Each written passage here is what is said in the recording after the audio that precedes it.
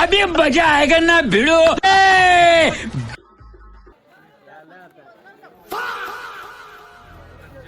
तर मंडळी, आज आहे आपल्या चुलत भावाची हळद हो. हळदीच्या कार्यक्रमाला अजून बराच वेळ होता.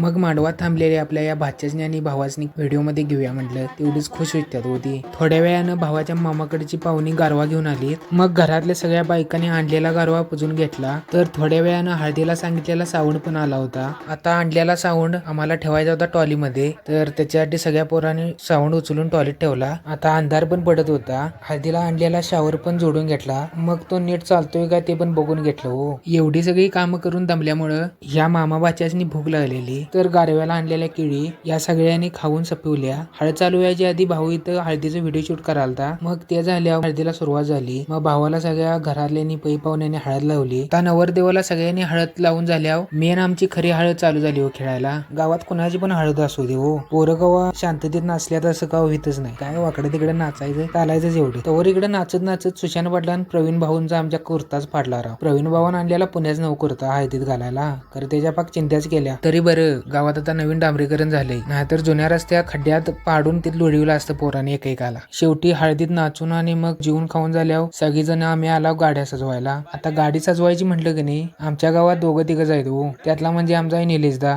गाडी सजवायची म्हणजे निलेशदानच हो. त्याच्या जोडीला होता आपला सौरभ पाटील. मग या दोघांनी गाडी सजवायला सुरुवात केली. तशी आम्ही पण मदत केली सोडा आधी मध्ये. खरं आम्हाला गाडी सजवत रात्रीच वाजलं 3. तर मंडळी भेटूया भावाच्या लग्नाच्या व्हिडिओमध्ये. तर चॅनेलवर नवीन असाल तर चॅनेलला सबस्क्राईब करा आणि हा व्हिडिओ आवडला असेल तर लाईक करा.